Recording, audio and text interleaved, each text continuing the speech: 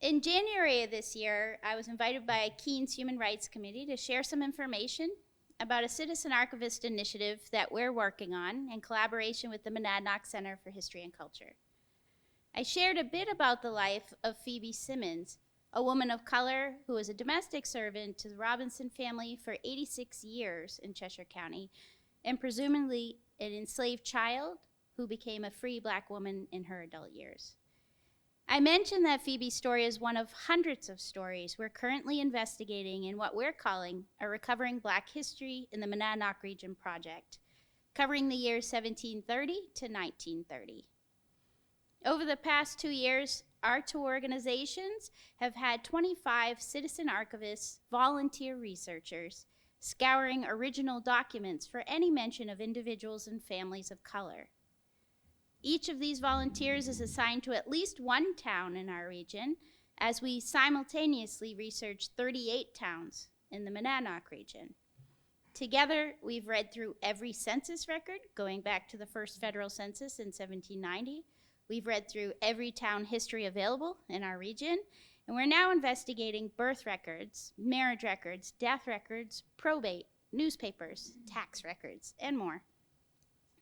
In the early months of 2023, our citizen archivists have already submitted over 2,000 entry forms with little bits of information in each of those, collectively then identifying the names of about 465 individuals of color in our region's past, and about another 100 to 200 unidentified individuals.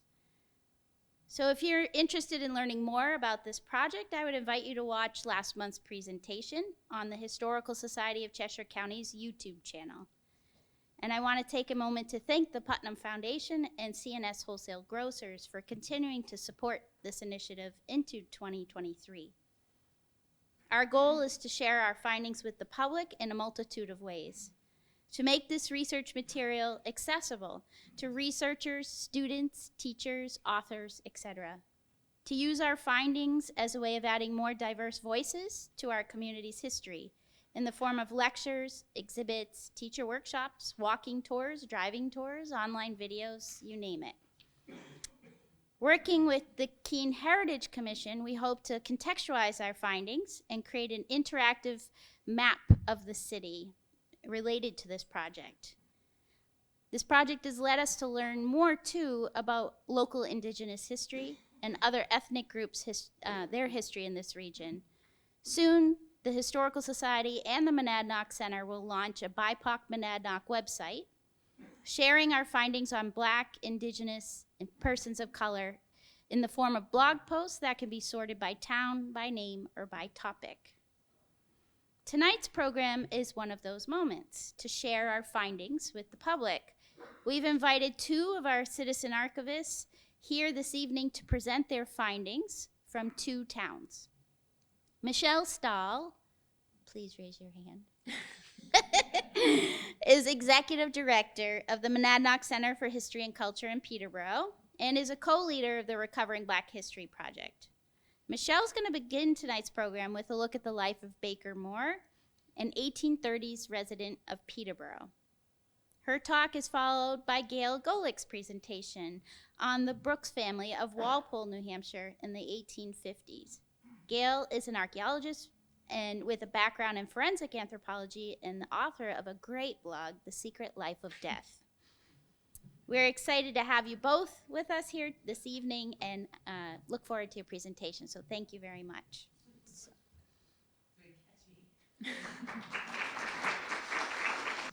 Well, thank you all for coming out tonight. I know the weather is a little iffy when we leave here, but it'll be worth it. So it's my real pleasure to be here and to talk about some of the work that we've done with Recovering Black History. So I'm going to be talking about Baker Moore, who lived in Peterborough. And interestingly, when I began at the Monadnock Center many years ago, Baker Moore was one of the only people of color that was in the Peterborough town history.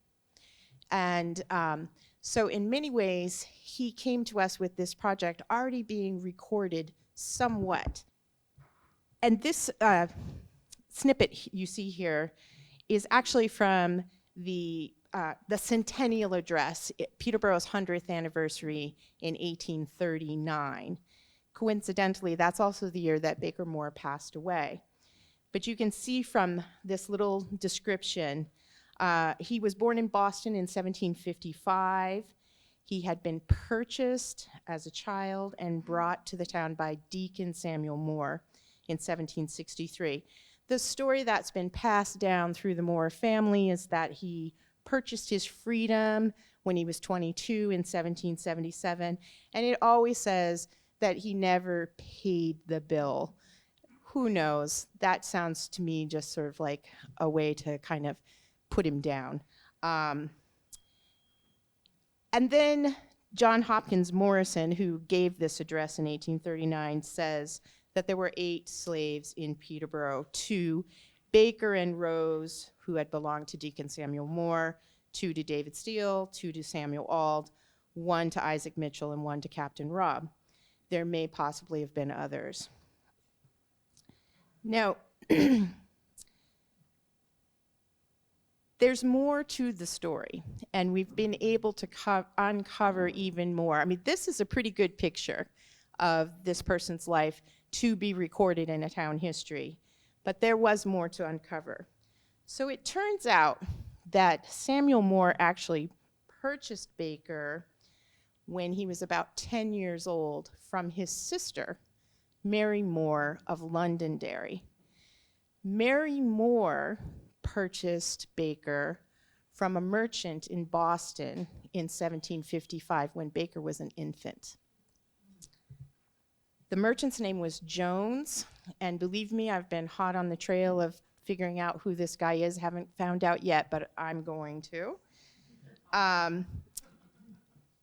The family story that comes down through the Moore family is that she had gone to Boston to sell some of her linen. The Londonderry linen makers were famous for the quality of their material, and the merchant was so pleased with it that he then took her behind the store to a shanty where one of his enslaved women had a baby and offered her the baby, which she took. She took him back to Londonderry and raised him as her own. So she brought him up in her household. She actually sent him to school, in the school in Londonderry at that time. And she called him Sam Jones after the merchant that she purchased him from. The schoolboys nicknamed him Baker, and he chose that name to use for the rest of his life rather than Sam Jones.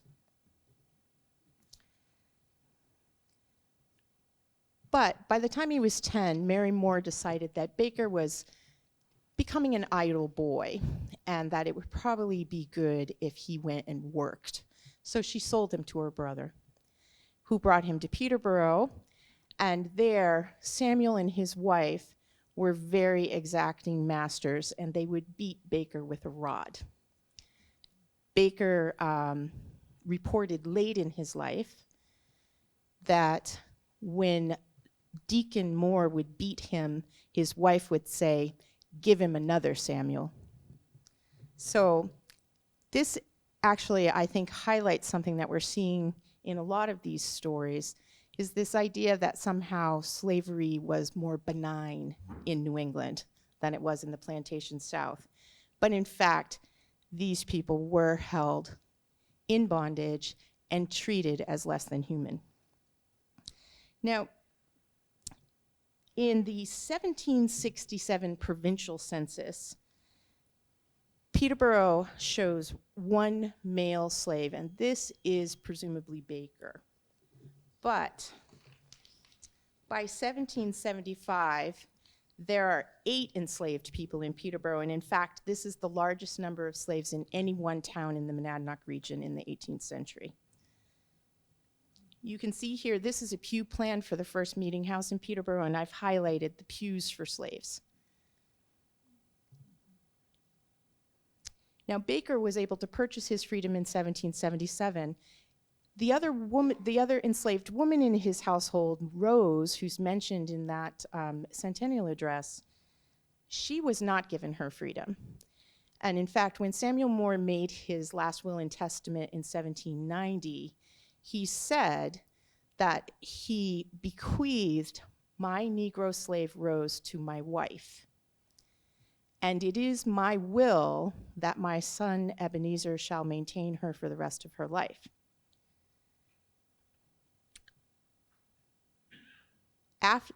Samuel Moore dies in 1793, and his wife dies in the early 1800s. When we look at the 1800 and 1810 census for Peterborough, we do see a person of color in Ebenezer Moore's household.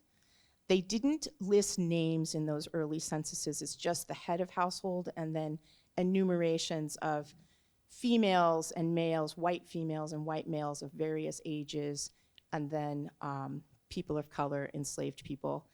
So we do see someone in his household. And then after 1810, it sort of disappears. Well, it turns out Ebenezer Moore left Peterborough in 1813, and I was able to track them down to New York, and Rose is there in his household in New York, and indeed spent the rest of her life as a free woman living in the household of her enslaver's son. So Baker is a free man after 1777.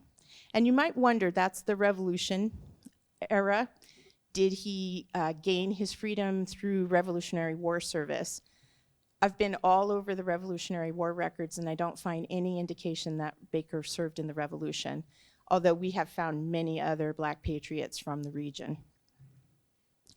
Now, by 1790, we see that Samuel Moore and Samuel Moore Jr., which is another of Samuel's sons, both have someone of color living in their households. Presumably Samuel Moore, it's Rose, and Samuel Moore Jr., I suspect, is Baker. But we kind of lose track between 1790 and 1810. Where is Baker living? There's no indication that he ever left Peterborough. And indeed, in 1810, he's shown in his own household, living on his own. And also in 1820, I've highlighted his line there. Baker made his living as a fiddler. He, which really was an important role in the community in the 18th and the early 19th century. Because they were the entertainment. These were the people who provided the music for the dances and for the social times. And consequently, everyone knew Baker. And how do I know that? Because Baker revealed himself to us. And that's going to sound really strange, but as we were looking at Baker, I had a volunteer who was actually working on a completely different project, and she was looking through everything that we had that was like first person, diaries, letters, all those sorts of things. And then she'd be like, oh my gosh, this letter talks about Baker. We didn't know that. I mean, I haven't read every letter in the archive. And we found this newspaper clipping that was in one of the diaries. And it's a recollection of Baker's life, published in 1889, 50 years after his death, by a man named Judge Nathaniel Holmes. Nathaniel Holmes was a teenager in the 1830s, and he knew Baker, and Baker had told him these things.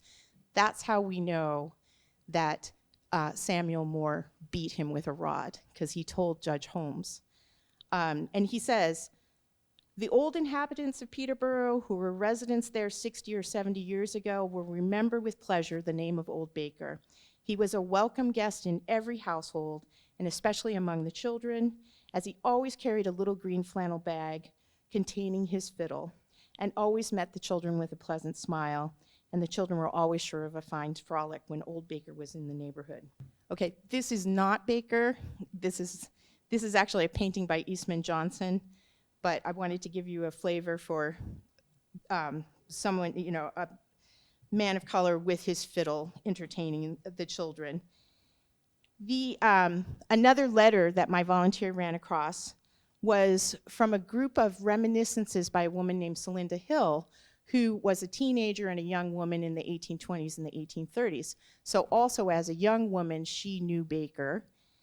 And she said, she was also a mill girl. She worked in the early textile mills. She said that he was kind, that he was fun, that people enjoyed having him around, and that one of the ways that he'd make his living, in addition to going to the taverns and playing and, collecting some coins from the tavern guests, he would go around to the boarding houses where the mill girls were in the evenings and entertain them. And he would say, "Come, girls, have a dance. What tune will you have?"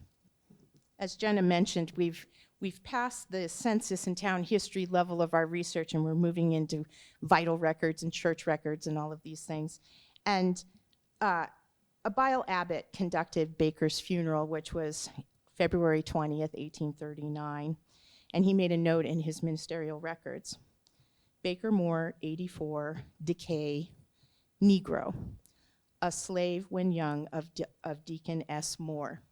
And I find this so poignant that he lived over 50, 60 years as a free man, but the very last record of his life reminds us that he was enslaved, that he's still identified as a slave so many years later.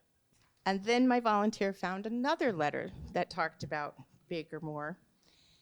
And this is such a beautiful thing that this young woman, Eliza Morrison Felt, wrote to her brother right after Baker's funeral. Old Baker died last week. He had been in wretched suffering all winter. I believe he had more friends than many white people and better improved the talents given him, and now has gone, well, there'll be no distinction made in regard to color. Celinda, the young mill girl, tells us in her recollection that he was buried at the cemetery at East Hill. And his grave is not marked, so we did not know where he had been buried until we found that. But that is not the end of Baker's story. Celinda also told us that in the 1830s, one night at the French's Tavern, which is the image you see on your left, Baker was there, and there was an itinerant portrait painter in town. And the guys at the tavern were like, "We should have a portrait of Baker." So they all took up a collection to gather what they'd need to pay the painter to have Baker's portrait done. And you can kind of see this, all the guys are at the bar and they're like, "Yeah, we should have a picture of Baker." And that picture hung in French's Tavern for many, many years. And Celinda says until it became so sort of fly-specked and faded that it disappeared. It was taken down from the wall. And that's Celinda there on the right. So this got me thinking, could that portrait still be out there somewhere? And the reason I think that is because this. The tavern was torn down in the 1960s. And when it was torn down, there was an auction of all the contents of the building before they did the demolition, but not everything sold. So the Sunday and the Monday before the wrecking crew was coming to take the building down, the community was invited to come in and take anything they wanted out of the building. And they did. And this is New England. Nobody throws anything away. So I'm thinking maybe Baker's portrait got put in a drawer, in a closet, and maybe somebody in the 1960s took that home. So could it still be out there? I think it could. And we know that there were 3 portrait painters working in Peterborough in the 1830s. The picture of Celinda is by her sister, who was a folk art painter, Caroline Hill. I think if Caroline had painted it, Celinda would have said that in her reminiscence. So Caroline is out. But we also know that William Matthew Pryor was painting in Peterborough, and we have a portrait of a different tavern keeper in town that was done by him. And we know that Ruth and Samuel Shute were painting in Peterborough in the 1830s. And this is a painting of Phineas Taggart, who was a contradance caller. And that's a caller's book that he's holding. So I suspect that either William Matthew Pryor or the Shutes painted Baker's portrait. And those portraits would be like yay big, not super big. But my strong suspicion is it's William Matthew Pryor. And the reason for that is that William Matthew Pryor was an early abolitionist, and he was known for painting portraits of people of color. These are 3 works that he did. Captain Boston was a ship's captain. There's an unidentified portrait of a young man, and then William Whipper, who was a businessman. And I just want to say that if you ever see a portrait that Celinda describes as a man with a dark ebony face surrounded by white curls that looks like one of these portraits, call me immediately. And Baker will have revealed himself yet again. Thank you.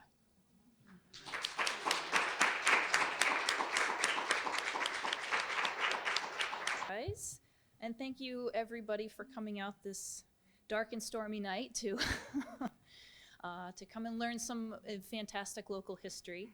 It's really exciting and so wonderful for me to see all of the things that have started to accumulate from this research project here with Recovering Black History. And it's a pleasure for me to be able to come and share some of what we've learned about the Brooks family during this research. And while some of the things that I'm going to present to you this evening come from the research from the Recovering Black History Project, some of it also comes about the information about the family is things that I have discovered, things that people from the Historical Society of Cheshire County have uncovered, and also from the Historical Society of Westminster, Vermont, and from the descendants of the Brooke family themselves. So as Jenna mentioned in the opening, for us citizen archivists in this project, our first port of call with our research here was typically these federal census records. And I've included an example of one of these census records right here from 1820. And this is how they typically look. They're handwritten and can be a little challenging to decipher at times and a little smudged. But for the most part, they're pretty straightforward. And one thing you'll notice about these records, these early ones in particular, is that they're only listing the names of the heads of household. And then off to the side, onto the going across, you'll see little tick marks in these columns, and those represent, as Michelle mentioned, different categories of age ranges of people who are living in their household. And so unfortunately, if you're looking for information about somebody's wife, the heads of household tended to be men. If you're looking for information about their wives or their children or maybe other adults living in the household, you're not going to find a whole lot of information, just maybe a tick mark. So no names for other people in those households, unfortunately. But I've highlighted here a name that is really interesting. This is a woman named Susanna Reed. And as I said, she is very interesting because she is a she. She is a head of household, and she is a woman. And not only is she a woman, she is a free person of color. And so she's doubly interesting. So we're very interested in learning more about Susanna. And as I said before, all the different categories going across are different age ranges for the people in her household. And the left side is for the white people in town, but the far right side is for the free people of color in town. And so you'll also notice for Susanna's category that all of the people in her household are free persons of color. And so the story about Susanna is getting more and more interesting just from this one record as we go across. We're learning so much more about her as we go. And I've started off, this is from Westminster, Vermont, as I said, in 1820. And something else really neat about this, all of the women in her household are female. So there's no men in her household. And going across on these different categories, there's one female in her household who is between 14 and 26, one female 26 to 45, and one female 45 years or older, who we presume is probably Susanna herself. So in starting this research, this is great. We've got a name, we've got a document that gives us names, it gives us some date ranges or age ranges for people, and it gives us a name that we can then go through and look for other records. So where else might we find information about Susanna and the Reed family? So this record is a marriage record from 1827. We're still in Westminster, Vermont. And keeping the name of Reed in mind, I was just searching through different records that might have Reed show up in it. And for this one, we see that it's for a marriage record for a woman named Eunice Reed, and she's marrying a man named Montgomery Brooks. And so taking this record on its own, on its face, it really just gives us someone with the last name Reed and someone with the last name Brooks. All of the other identifying information about who their parents might be or what color, as is indicated there, hasn't been filled in. So there's no way, based on this record, to confirm that maybe we're talking about the same Reeds that we were in the other record. But it's given us some more names and some more things to keep in mind to carry forward as we continue our research. So we're going to jump ahead to the census record from 1830 in Rockingham, Vermont. So this is just 3 years after that wedding record we were looking at. And we see a man named Montgomery Brooks. His name pops up in this record. And actually what we see for his name is Gummery Brooks here. And he is listed as the head of household. And so this record here helps us fill in some of those gaps that we were looking at in the 1827 marriage record. Answers to the question that perhaps this was the same family. And Gummery Brooks is also a free person of color, as is everyone in his household. They're all free persons of color. And here I've zoomed in a little bit on that record, so it makes it a little bit easier to read. I've condensed the columns so that we can follow them across. And so are these the same people from the earlier records? Well, most likely. As I said, this is a record from Rockingham, Vermont, which is right next to Westminster, the town we started in. And given that at this time there's not that many free people of color in the area, that it's a pretty safe assumption to say that this is probably the same Brooks-Reed family that we've been following from the beginning. And again, as we look at the close-up of this Gummery Brooks record here, he has a total of 7 people, all under the headings of free colored, as they list here, free colored persons.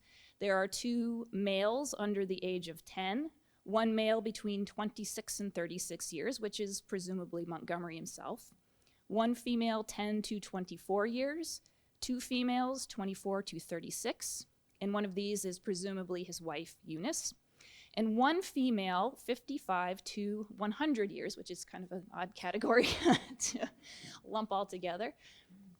And this last woman this last tick mark for the woman in the 55 to 100 year range is also interesting for me, because this is likely Eunice's mother, the woman that we looked at that first record in 1820, Susanna Reed. She has the right name associations through the family records. She would be the right age, and she is also a free person of color listed. So to keep on the trail of the Reed-Brooks family now, we're going to have to move again. This is 1840, and they show up in the records, the census record from Elstead, New Hampshire, which is right across the river from Rockingham and Westminster. And here is Montgomery and his family yet again, highlighted here. And again, I've zoomed in on the record just to make it a little bit easier for us to read.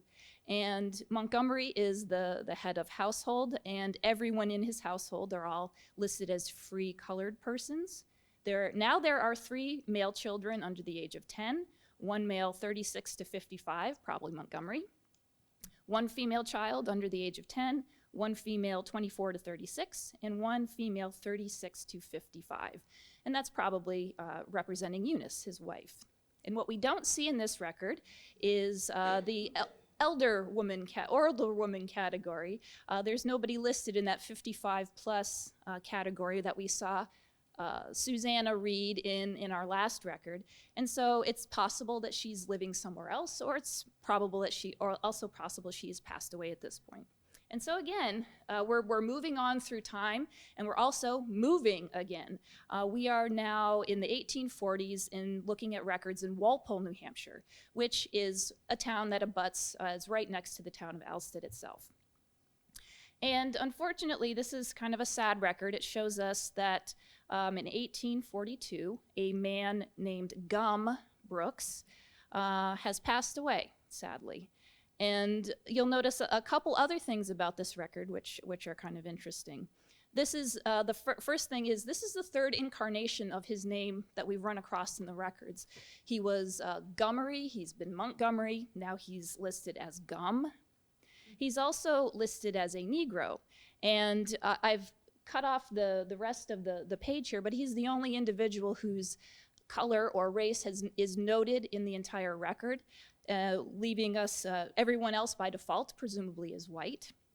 And his age here is listed as unknown.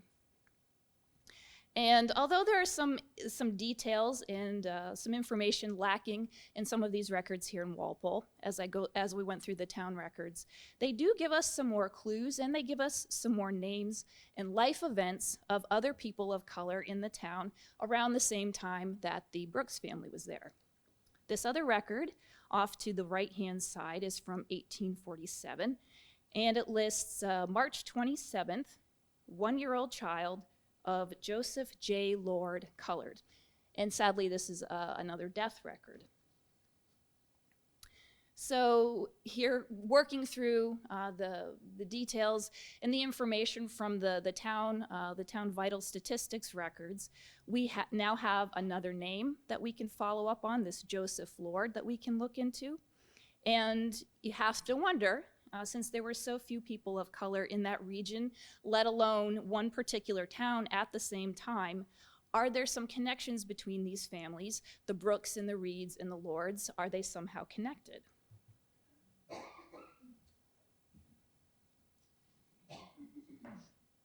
Dramatic pause, yes.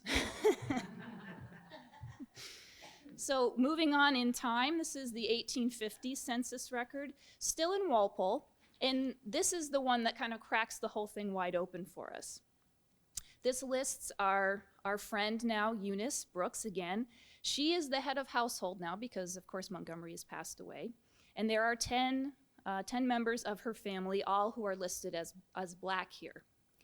And unfortunately, in the 1850 census records, they don't indicate relationships between people in any one household, but we can assume some relationships, or at least some connections, based on the fact that people in this household share the same last name. So for instance, we have Eunice, who is Eunice Brooks, who is 46, and then there is a Thaddeus, who's 19, Harriet, who is 18, William 16, and James 15, all with the same last name of Brooks. So looking at Eunice and her children. Also within the same household is the man that we found a record for in the 1840s records in Walpole, Joseph Lord, who is 28, and what appear to be two of his own children, Elizabeth Lord, age 7, and George, age 2. And there's also another adult male named Elnathan Roberts, 23 years old, and a baby named Ella Farb. And so digging through some more records, what we actually find is that Joseph Lord is Eunice Reed Brooks' son from a previous relationship. And so what we're looking at right here is a snapshot of an extended family. They have pooled their resources together, and they're living together in the 1850s here in Walpole. What we've pieced together is that Joseph Lord's wife died a little bit before the record we saw where his baby had died in 1847. So here in 1850, he is a single father with 2 young children. He's moved in with his mother and his half-siblings, and they're all helping each other out. And this is a trend we see with a number of other black families and other people of color that we've been learning about during this research, that they live together or live very close to one another. And so moving on with our research, we've, as they've mentioned, we've gone past the initial phase of looking at all of the census records. And so we have some names, we have some dates, we have some places that we can work with, and expand looking into other source material for information. And so this is an excerpt from a 1963 Walpole town history that tells this little story. Quote, "Along the bank at the east end of this field, where it drops down to the brook, one may still find foundations of the buildings where Negroes lived. They are said to have worked in the shoe shop and are listed in the 1850 census."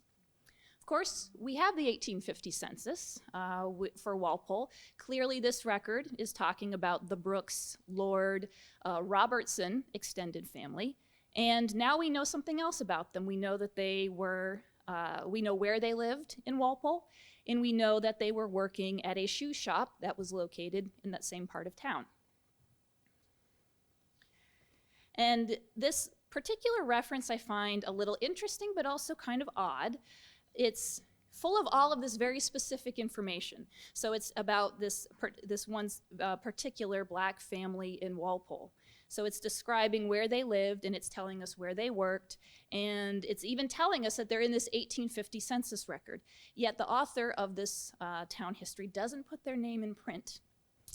And it may seem like a subtle point, but leaving somebody's name out of a record is a choice.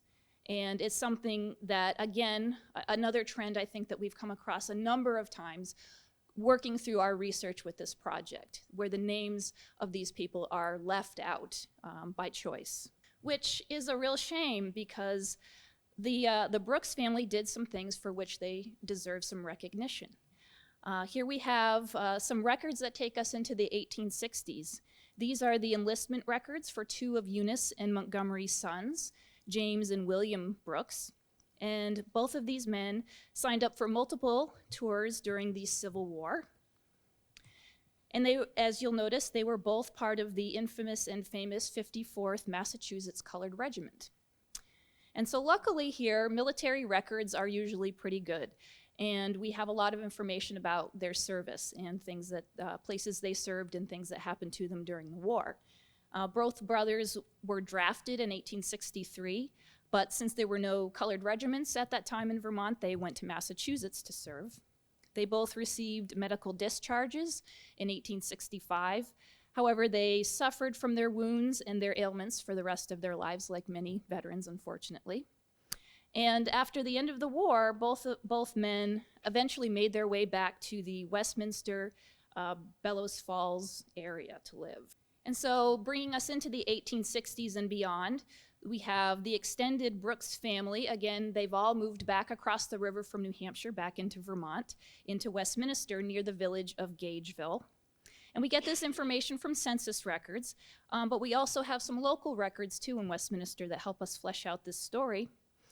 Here we have a wonderful photo that was used here by courtesy of Brad Purrington, who is a Westminster resident. This photo is dated between 1874 and 1880, and this is the Gageville School. And on the right-hand side, or the left-hand side rather, you'll see all the girls clustered together, and on the right-hand side are all the boys. And there are two of the Brooks children, two boys on the right-hand side. And because of the wide date range of this photo, we're not exactly sure who the boys might be, but there's a number of boys who fit that age profile. They may be brothers Nathan or Frank Brooks, who are the children of Thaddeus and Mary. It could be Herbert Brooks, who is the son of William and Abigail, or it could be Willie Brooks, son of James and Eliza. So all of these, whichever children this may be, those would all be grandchildren of Eunice and Montgomery Brooks. And when we found this photo, it sort of takes your breath away to be able to actually see faces, in part because when you do this kind of research, you get attached to these people, you feel like you know them. And so to be able to actually put faces to the names is really a powerful thing. And knowing how very little representation for Black people that we know who these people are in the pictures. How rare that is for these to know where this photo came from and what time period it comes from is a really amazing thing. And this next photo, it comes from the archives of the Westminster Historical Society in Westminster, Vermont. Dates to about 1895. It's a lumber mill owned by Henry Wood of Westminster Station, Vermont. And there are two Brooks family members in this photo as well. They are they look young, maybe in their 20s. I would say they're probably not teenagers, but they're not older men either. So based on that and the approximate date of this photograph, there could be a couple of different Brooks boys who these might be, who are the right age ranges. It could be Nathan or Frank. They might be the same boys that were in that school photo. Also Herbert, also another one of their cousins who might have been in the school photo. Or it could have been their cousins, George and Wallace Williams.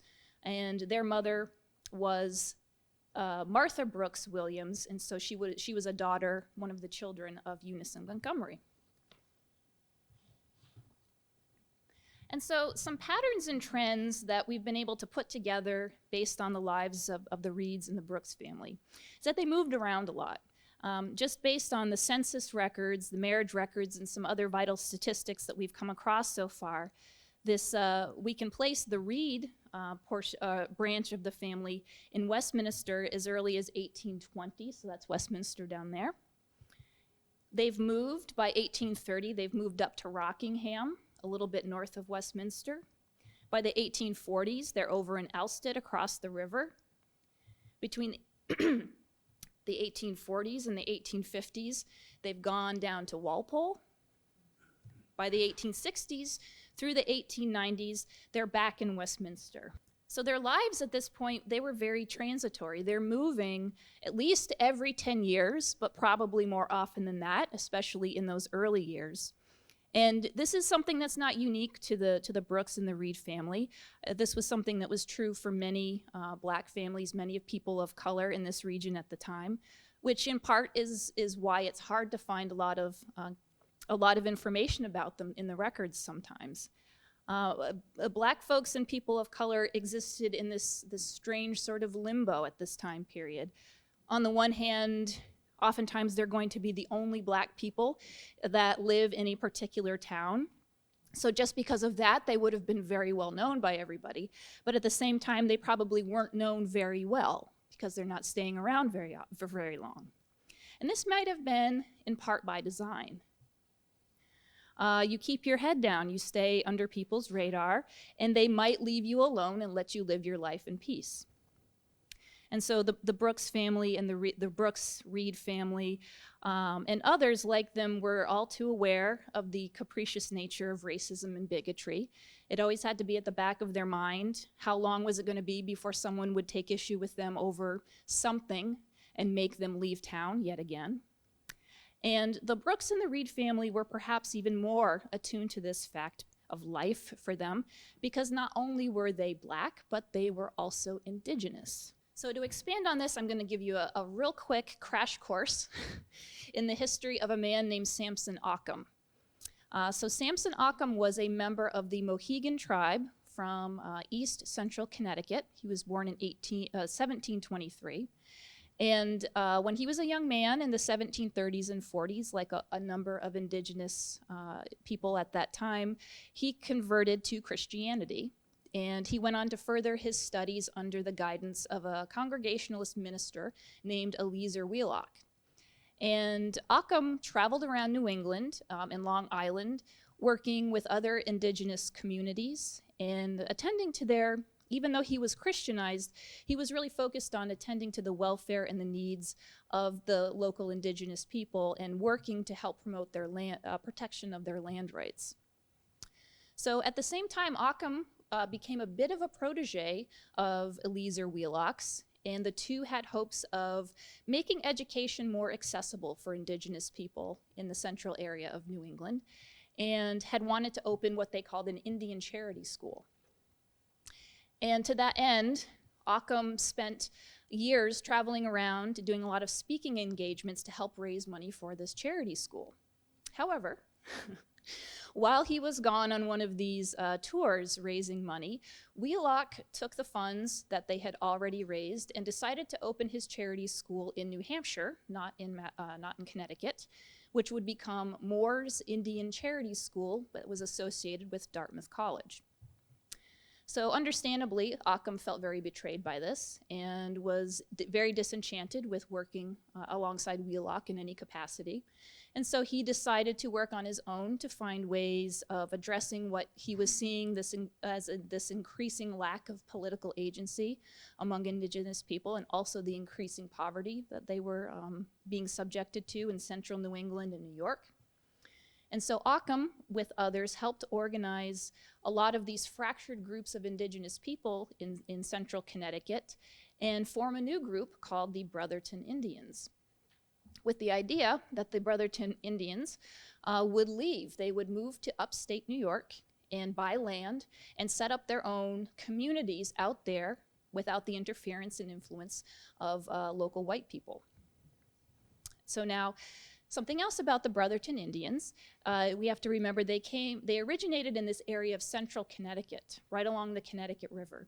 The towns, Haddam, Middletown, Connecticut, right along the Connecticut River. These towns were at one point the busiest slave ports in the Northeast. So because of that, this region just naturally had a much higher than average population of Black enslaved and formerly enslaved people. And this is also an area that has a relatively high population of Indigenous people at the same time. And the Indigenous and Black communities were, neither of which were well regarded by the Anglo-American dominant culture that was forcing their way into the area at the time as well. And so the Black communities and Indigenous communities banded together. They intermarried. And by the time Samson Occam started the Brotherton Indians in the late 1700s, many of the people who joined this group to move out to New York State, were of mixed Indigenous and African American ancestry. And so this is where we come back to the Reeds and the Brooks family. And now we have another name, Waukee, to add to our research. Here we have our family tree listed here, and we have Eunice circled there. So Eunice, we can sort of place ourselves there. Eunice's mother, Susanna Reed, she was the woman from the 1820 census that got us all started on this adventure. And we know from land records that have been graciously shared with me by Ray Brooks, who is a descendant of Eunice and Montgomery Brooks, that they were Brotherton Indians. Eunice's father, so Susanna's husband, a man named Joshua Waukee, along with his extended family, so his sisters Martha, Mary, and Lucy Waukee, they were all members of the Brotherton Indians and had moved, they bought land, moved out to Oneida County, New York, and had, with plans to settle there with the Brotherton community out there in the early 1800s. However, as we can see from this record, unfortunately, Joshua dies in 1812. And after he dies, we think that the family, or his immediate family, meaning Susanna, Eunice, and her siblings, who were probably living in Westminster at the time, they just stayed. They stayed in Westminster. And eventually, from there, they formed those other households that we've been tracking up to this point through Westminster, Walpole, Alsted, and Rockingham, that spread out and blossomed for over the next 90 years. So there's so many amazing things that came up in this research with the Reeds and the Brookses. First, what was amazing is we were able to find out so much about them. I was really surprised by that. And second, that their story is so much more complex than it initially appeared. I was totally blown away. I thought here I was going to be researching a history of a Black family in the area, and wait, hold on. No, we've got this whole other aspect of the other side of the family to now incorporate into that story, and it's so much more intricate and wonderful than I had even imagined going into it. And the third thing that comes to mind is that this is just one example of one family.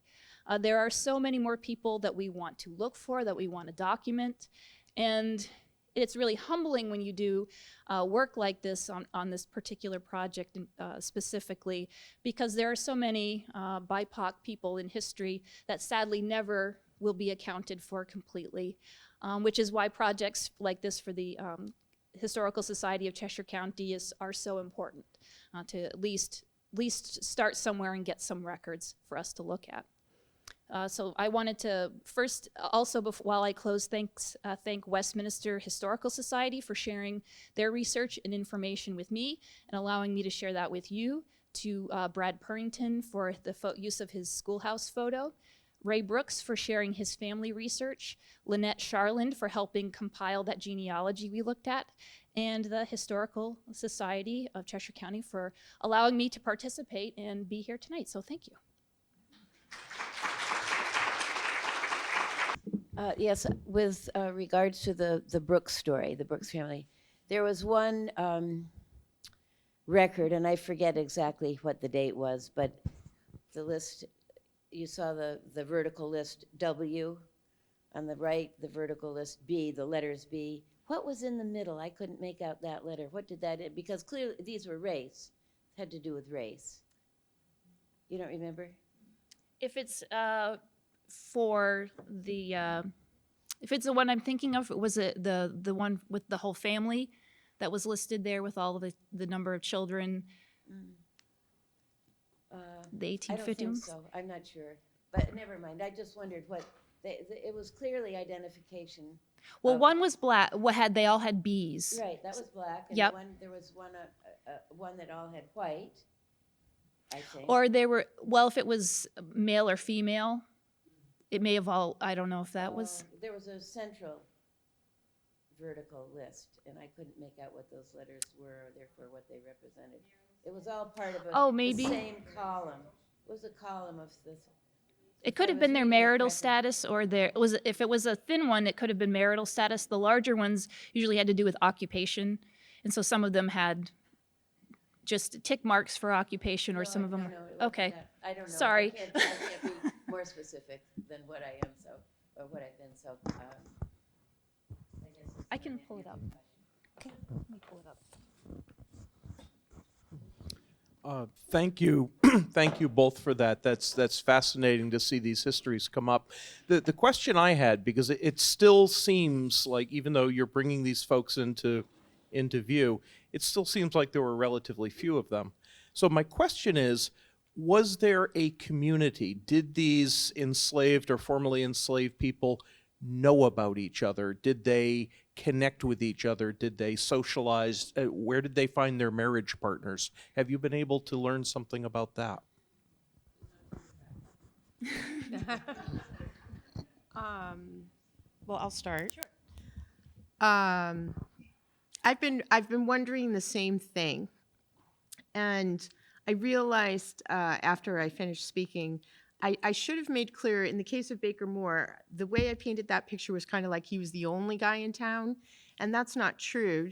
During Baker's lifetime, in addition to the enslaved people who were there when he was younger, in the early 19th century, there were at least 2 other families in town that were also identified as Black and in the censuses. What I'm noticing, and of course our research is really still in the beginning stages, so it's hard to make big sweeping conclusions, but what I'm noticing is that there was something of a network. So I will give an example. One of the families in Peterborough was the Freeman family. Their son marries a woman from Springfield, Vermont. And I was like, how does a guy from Peterborough end up marrying a girl from Springfield? What's the connection? And then I figured out, there was a family in town, coincidentally Judge Holmes's family, who had industrial interests in Springfield. So there were these connections between the small towns, and I suspect that's how the young Freeman met Polly Robinson in Springfield, as he was working with Judge Holmes's family and ended up meeting her that way. So I do think there were networks of people, and I think the interconnectedness of all these little towns was far greater than we might suspect today, even though this is in the days of the only way you could communicate was by letter, and it probably took quite a while for it to get there. I mean, so I do think it was far more connected than we realize.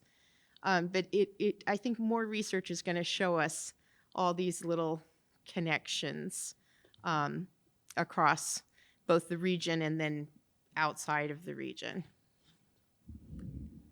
Yeah, and I'll just, building off of that, a similar sort of, it's not really tangible to me right now, but I'm seeing, like I said, we're seeing trends and patterns, and some of those things are a little less, are a little fuzzy right now. But one of the things I've been, because you see the same names, you know, show up over and over again in different records, and like, oh, what's that? What's that about? At least from what I've learned about the Brooks family and some of the other relationships with the other towns right along the Connecticut River on both sides, there's some connection to the church. I see, not that they were the only people that had persons of color in their households, but a lot of pastors and ministers have people of color in their households at different times.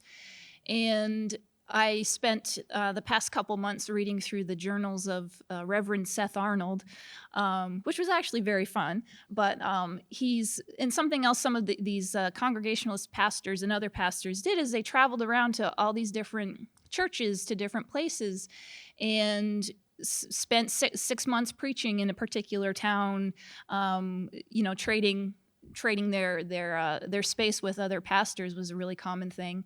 And it just so happens that these are the same places that these pastors are going, that the Brooks and Reeds family are also showing up in. I haven't been able to, you know, put my finger on it exactly how that connection is, but it really seems like there's something there. But that's one of the things that I think they're part of the church too, because they're Christianized. As part of the Congregationalist church. I haven't seen them show up in church records yet, specifically, but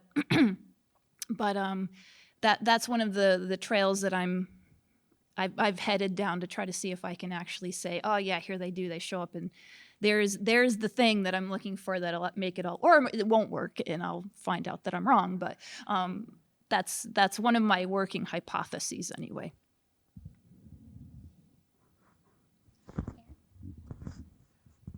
Well, thank you. Your research is very good and very interesting.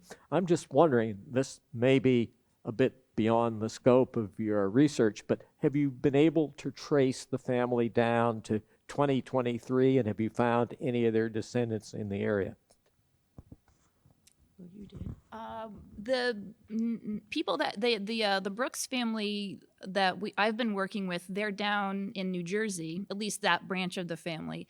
They've been in contact for years with the Westminster Historical Society in Vermont, and they've contributed a lot of their research to them as well, and have come up and visited the cemeteries and looked around there. They've been trying to find the location where the family lived in the 1860s, and that I think doesn't exist in an unchanged form. There's a highway built across it, of course, but that's the only connection that I have been able to make to people in 2023, but I'm sure there's more. There's lots more. And I could say that the scope of our project is up to 1930. So we will probably be tracing more, and I think it would be great to be able to connect with more families. But we're also trying to keep ourselves within the parameters of the project. Yeah, and I wanted to say that because you have to have sort of boundaries because it's endless, right? Especially when you're doing 38 towns. It's one of my great hopes that as we populate our website and we get this information out there to the big wide world, that descendants are going to find us. And I'm really hoping that will happen because, I've been doing this kind of work for a long time now, and I've seen over and over again how meaningful it is for folks to connect with their ancestors. And Americans of African and indigenous descent have oftentimes been denied that. So if we can provide that to people, that will be really rewarding to me to be able to do that. I just had a quick question. So when you say that like certain families are free, certain people are free, what determines that you get to be free or not? You know what I mean? Well, Like, I don't get that part. It's like some people are free, some people aren't free. Down south is not free, up north is free. Like, right. what's this free thing? So, in New England in the 1800s, like when Baker was born in 1755, some people of African descent were enslaved, so they were not free. But there were people who were free. They were not enslaved, so they were free just like a white person was free. The New Hampshire Constitution basically ends slavery because it says that all people are free. But it doesn't really end in New Hampshire until those enslaved people are either freed by the people owning them or they pass away. So there's this weird wiggle space between 1789 and about 1830 where there's probably still were some enslaved people in New Hampshire. Slavery doesn't end in the southern states until the Emancipation Proclamation in the 1860s.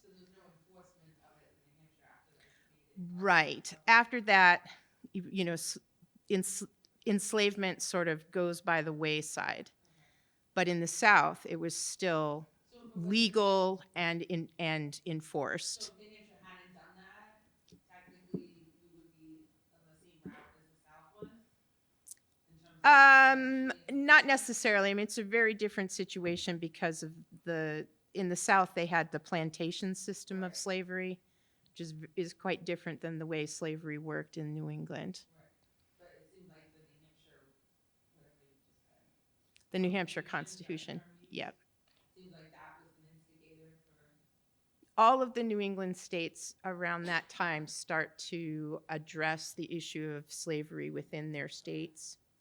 And every one of them has a slightly different way of doing it, so it's complicated. Yeah, okay, so that's Yeah. like But the censuses, those were federal, so that's like every 10 years they do a census. They were doing them from 1790 onward. And because they were counting people in the South and in the North, they had to have columns for both enslaved people, and free people of color. So that's when we say free people, they're getting counted in those columns. Yeah. Sorry, I didn't mean to The just. inference was made that the Brooks family might have had some problems dealing with racism or problems in the community. Do we have any evidence of that? Yes, and I didn't go into it because, again, I could just go on and on and on. I had to, as Michelle said, we need boundaries. We need to rein ourselves in. So I had to hold back a little bit. There are a number of records in the various towns that we saw them all moving through of them getting warned out, which was which is a process by which people can kind of kick you out of town if they want to. Most usually it was based on the fact they were worried you would become a liability for town resources and things like that if you were poor, that you would they would have to pay. There were no town farms in those years, which would oftentimes take poor people in to give them a chance to work off their debts and that sort of thing. So they would live in the households of people in those towns, and the town would reimburse them for their upkeep for food and lodging and clothing and things like that. And I think we have to be honest that in general is it happened to white people too, that they were also warned out of town, but you see it a lot of times for the Black people, and it was just a way to kick Black people out of your town if you wanted to. If people had problems with you, it was a way that you could do that legally. And in later records, there are a number of newspaper accounts when the Brooks family were settled in Westminster, a number of accounts that report about activities going on up in the area where they lived in the area of Blackville, also called Enville in Westminster. And there are some, they're generally, most of the things that are reported are about bad things going on up there. It's so again, it's another way of people, if you have racist tendencies or bigoted tendencies, to get something, to push something through. So they were at least, we're not sure if they owned land up there. They seem to be settled in that spot. We're not sure exactly how that happened, but records show up over those years about fights and people being arrested up there, and complaints to the town doctor about living conditions up there and things like that. So there was definitely people, again, paying attention to them and what they were doing and the goings on in their households.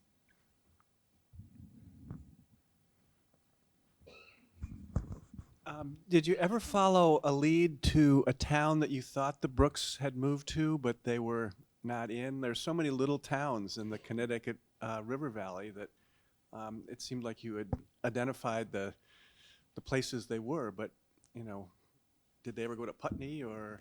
They might have. It's again, I'm just relying on every 10 years you got the census record to look at, and here and there we've got marriage records, birth records, death records that fill in the holes in between that, and this again, a lot of that's in Vermont, on the Vermont side, and we're this project is in New Hampshire, but I think that's also something we're starting to see, at least with this because one of the weird, quirky things about where Westminster is and where Bellows Falls and Rockingham are their bridges that cross the river. So that is also a natural place where people are going to go across to another town, and it's just easier to travel that way.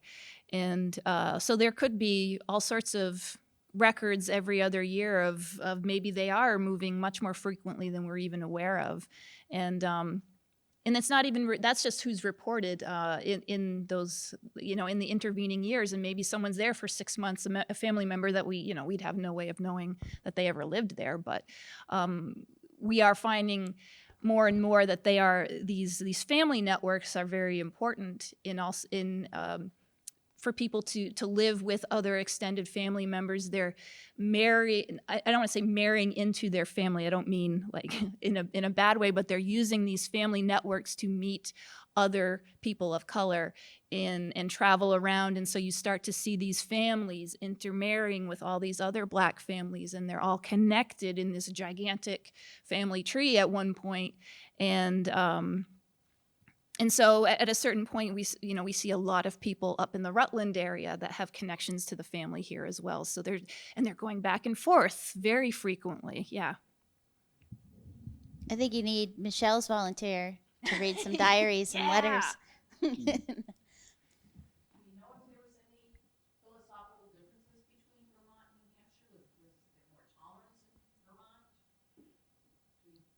I'm not really sure.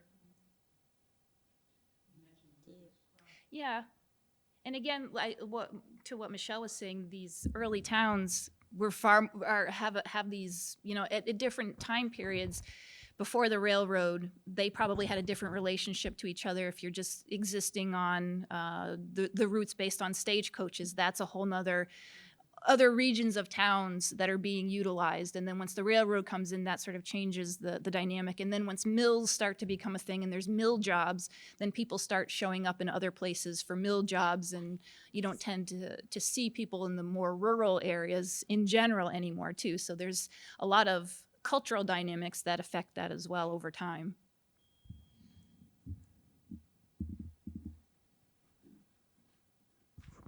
Did either of you come upon any examples of interracial marriages? I mean, you mentioned that an indigenous person, at least, maybe. Go ahead first. Yes, and actually far more than I would have suspected if you had asked me at the beginning. Lots and lots of white women marrying men of color or vice versa.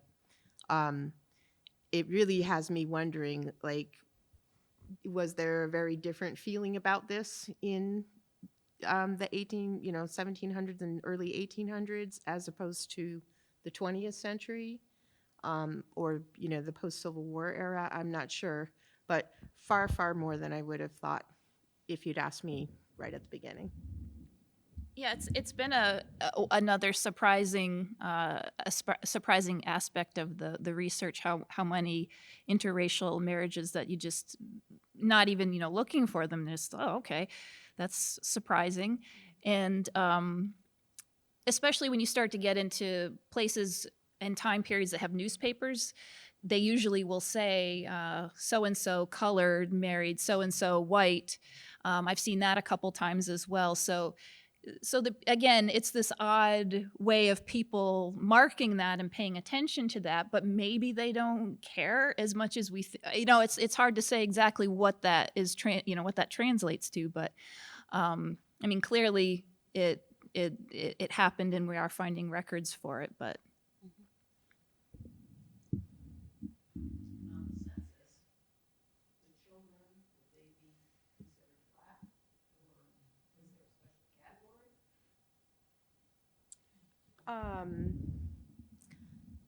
People who were biracial were usually referred to by the term mulatto. But what we've seen is if you have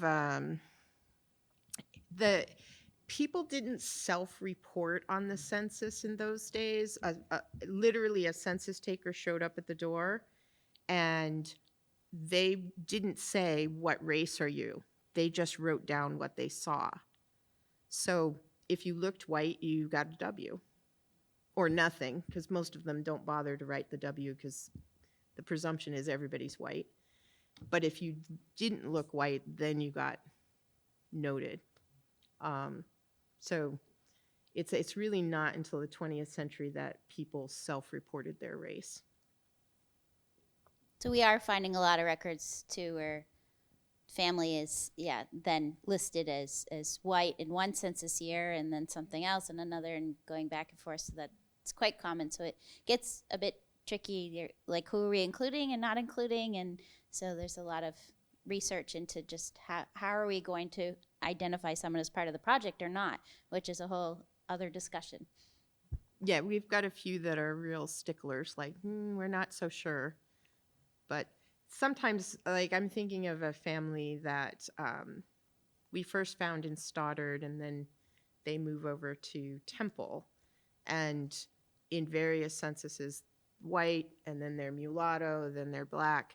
But there's sort of a preponderance of the marriage records say black, the death record says black, that, we can probably figure these are people of color. But then we've got a guy in Greenfield that every other census, he's either white or black, and he doesn't get married. So it's kind of like, well, who knows? Who knows? Maybe he was indigenous, like we just don't know. And Lynn Murphy, who has helped us with our educational resources for schools on Abenaki history, has said, my family was listed one or the other, but as it was told to her, like, if it depended if it was summer or not when the census taker came around, that determination was made, which is something, I hadn't thought of either. I have a question to ask both of you, and I'm curious to know, what are the records that you're just waiting to delve into next to find more information about the families you're researching?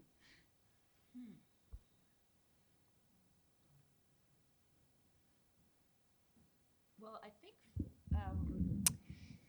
for this the Reed and Brooks family, I'm really anxious to get more into the records about their indigenous side of the family. I'm not sure how far you can get with some of that. I've been lucky enough to have, how these things work. I happened to meet somebody from Michigan who was working on a project of a family. She works for a national park up there. Was tracking a family of black settlers who had moved into Michigan in the 1820s, 1830s, and had moved their way across the Midwest and ended up in Michigan and eventually in Wisconsin. And I learned so much about the family. And then one day, as I'm reading through some of my research, I said, "Hey, do you happen to have this name in your genealogy?" And she said, "Yes, I do." And that's what opened up this whole connection to the Brotherton Indians, and to the Brooks family is connected to them. There's this huge network of what I didn't get into with what ends up happening to the Brotherton Indians in New York is what seems to happen is this trend with their settlement. They move to an area, they settle down, and then white people come in and kick them out, even though they're landowners, but they make it very difficult for them to want to stay. So they leave New York, and then they start trying different other places to settle in Michigan and in Ohio, and eventually end up in Wisconsin. And there's Brotherton, Wisconsin is a settlement now. And these are the descendants of those families ended up there eventually. But what's really fascinating, what she has uncovered with her research too, is that the story of the settlement of the American West is told. You can tell it through this family. They are on the cusp of all of these early settlements. They are in the mining towns up in the Upper Peninsula in Michigan. They are on boats working on the Great Lakes. They are part of every early settlement in these areas until white people catch up with them, and then they have to move on. So they're just like basically staying ahead of the racism that's coming on their heels. And so they're homesteading all of these places in the West, and then eventually they do make a settlement in Wisconsin. But just somehow work. She and I have plans to somehow work this together into a larger story. But they all start in Connecticut. Those families all start in Connecticut. They go to different places, and then they move out, and then they kind of do this across the Midwest. It's amazing.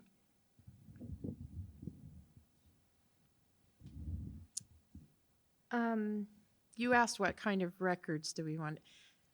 I mean, my role is a little bit different in this. I mean, I worked on some of the Peterborough people because I'm in Peterborough, and I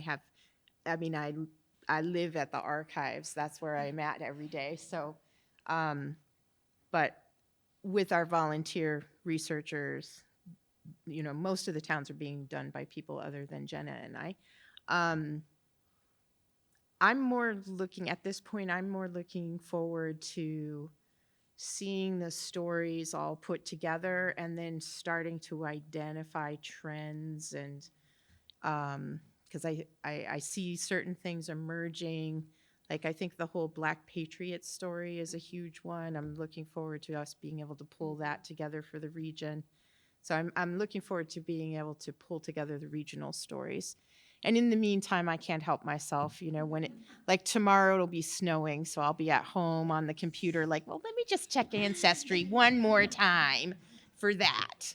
And then 4 hours later, yeah. Went through a lot of records, but I didn't find anything,